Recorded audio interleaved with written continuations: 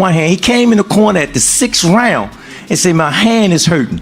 If you look at the tape, I said, man, I don't want to hear that. Fight through it. That looked like a submission. You hear me? Let me get this. Check this out. Let me get hold on. You guys calm down. Listen to me. Hey, come on now. Tank don't with Coach Cal. Talk about the chin. When Tank was walking up, it looked like Coach Cal was about to give him that hug like you always do, and Tank just brushed him off like they here. Whoop, excuse me. Out of here now. The big fight between Gervonta and lamontroach took an unexpected turn when Coach Calvin Ford got upset over Davis's argument on live TV. Ford, who is usually calm and focused, surprised everyone by showing his frustration. Fans and experts quickly started analyzing the moment, which became one of the most talked about events after the fight. All the people that say I be spreading false narratives and I don't know what I'm talking about, Tank don't Coach Calvin. You can see it. Look, check it out. You guys calm down. Listen to me. And then, look, Tank lost it. He totally lost it. Calvin Ford has been a key figure in Davis's career, alongside longtime partner Kenny Ellis. Their teamwork has been compared to legendary boxer-trainer pairs, built on skill and strong loyalty. When Ford and Davis argued during the Roach fight, it wasn't just about tactics, it was a personal moment that raised doubts about their close relationship. Now it seems like Coach Cal on point, so you're not paying Tank no mind. And Tank go over here, he go to this nigga, and watch this he do. He gonna lift his jacket up, and like, our conversation is a secret, I don't want him to hear it. Type. Like, yo, what's up with Coach Cal and Tank? They really don't with each other? Like, what? And he brush him off again, like, don't touch me type. Like, do you see that? Reports and leaked audio online show that the argument happened during the fight. Davis, clearly frustrated, spoke up, and Ford, in a rare moment, showed his irritation. His sharp response showed that he believes a true champion must stay calm under pressure. Though the exact words aren't confirmed, Ford's reaction made it clear he expected more discipline from Davis.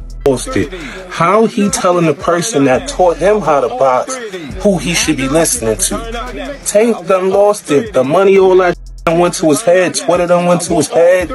He lost it. He's gone, bro. I'm telling you. You guys calm down. Listen to me.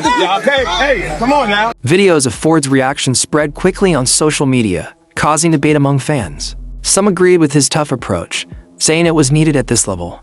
Others felt for Davis, understanding the stress he was under.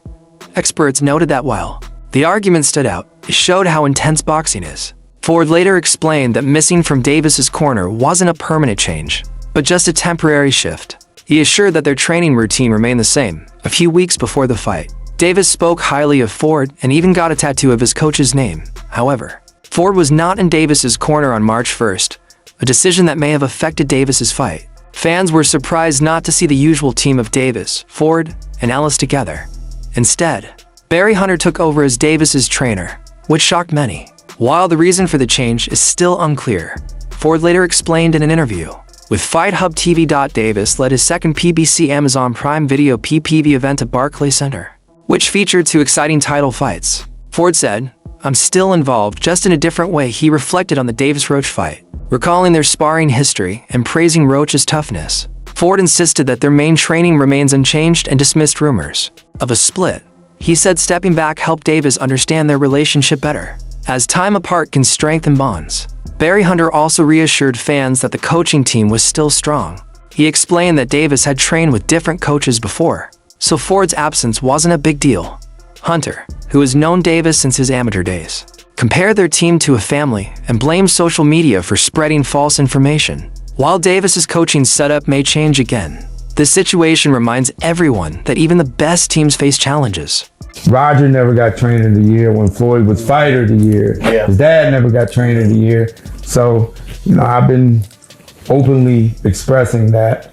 And I think it's time that Calvin gets his just due. Yeah. During the fight, Davis unexpectedly took a knee, but the referee didn't count it as a knockdown.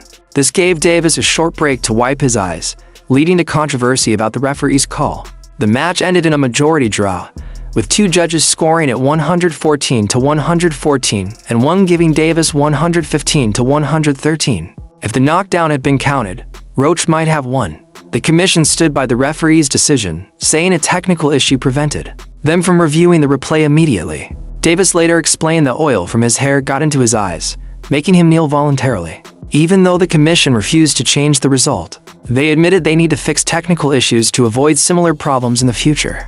After the fight, Roach's team sent an official request to the New York State Athletic Commission, NYSAC, to overturn the draw. They argued that Davis's knee should have been ruled a knockdown. The letter claimed that Davis's actions turning away and walking toward his corner suggested he gave up. WBA President Gilberto Mendoza has shown interest in a Davis versus Roach rematch, with both fighters willing to fight again. You know something funny? When we was talking in like the 12th round, I think the 12th or 11th, we was talking right? But he like, you ain't gonna win. I said, why not? What you talking about? He like, they ain't gonna give it to you. I said, oh, is that right? So, you know, that's how boxing work. It's sad to say, you know, that's how boxing work. I'm not like totally upset. I figured with a superstar, you won't get too much on paper. But I damn sure thought I had it. Especially when they announced the score for him. I was like, oh, they gonna give me a split decision win. I was like, oh yeah. I was like, oh here it go. But as soon as I heard that 114, I was just like, damn, all right, it's over with. So yeah, man, it's just crazy. I ain't gonna lie. Like it's okay. We gonna run it back. The controversy is still ongoing, with Roach's legal team saying that Ford helping Davis mid-fight by wiping his face should have led to a disqualification. They believe that if referee Steve Willis had called the knockdown, Roach would have won the fight. It is still unclear whether the NYSAC will approve Roach's appeal, but the debate over Davis's knee has sparked discussions across boxing. George Kambosos Jr. quickly commented, mocking Davis's record and demanding fairness. Kambosos, who has argued with Davis before, claimed that missing the knockdown changed everything. He teased Davis online, questioning his reputation and praising Roach's performance. If the NYSAC rules in Roach's favor, Davis could face his first official loss, which would affect his career history. The fight's outcome has upset many fans and experts who are calling for better refereeing. The NYSAC has announced that it will review the decision from the 9th round. Meanwhile, Roach remains hopeful, hinting that insiders believe he might get a favorable ruling. If the decision is reversed, Roach will not only win the WBA lightweight title, but also hand Davis his first loss. For Roach, this would be a career-changing moment. However, technical failures during the fight have made the review difficult. As the officials couldn't check the footage in real time, this error may have cost Roach the win, and his legal team is fighting for justice. Didn't get what the decision I want, but we didn't get a loss either, so I felt like I won it, you know, the last couple rounds, so it's cool. Lamont is a great fighter. Hopefully I could get that rematch, because I know what I can do in a fight, but it's cool. Meanwhile, Dan Raphael of Fight Freaks Unite revealed on Tuesday that Greg Smith, the legal representative for Lamont Roach Jr., has formally petitioned New York State Athletic Commission (NYSAC) Executive Director Matt Delalio in a 4-page letter. Smith urged the NYSAC to overturn the majority draw and award Roach Jr. the victory. The NYSAC has acknowledged the controversy, stating that it is actively reviewing referee Steve Willis's contentious 9th round call. According to the commission, technical difficulties prevented an immediate reassessment of the decision, adding fuel to the ongoing debate. Adding to the storm of reactions, Claressa Shields, who has had a less than amicable history with Gervonta Davis, voiced her belief that the outcome might have unfolded differently. Shields was responding to a user's question, in your opinion, was the fight judged correctly? Interestingly, this came after Shields defended Davis from accusations that he is overpriced. While she acknowledged that Davis had a difficult night against Roach, she attributed it to an off night rather than evidence that he isn't a top-tier fighter. Shields hypothesized that Davis's performance might have been influenced by external factors, such as his argument with his corner and the oil in his hair. The arguing with the corner and grease in his hair didn't help, said the 2-time Olympic gold medalist. Despite the controversy, Shields maintained that Davis remains a formidable and highly skilled competitor. However, given the judges, scores, and the pivotal 9th round incident, she believes Roach deserved the victory. If one judge had Tank 115 to 113, and the others had it even at 114 to 114, I believe Roach won the fight because that knee he took was 100% a knockdown, she said, while admitting it was a razor-close battle. Interestingly, Shocker Stevenson, a boxer who has been challenging Davis for a match, asserted that the result played out exactly as he had expected.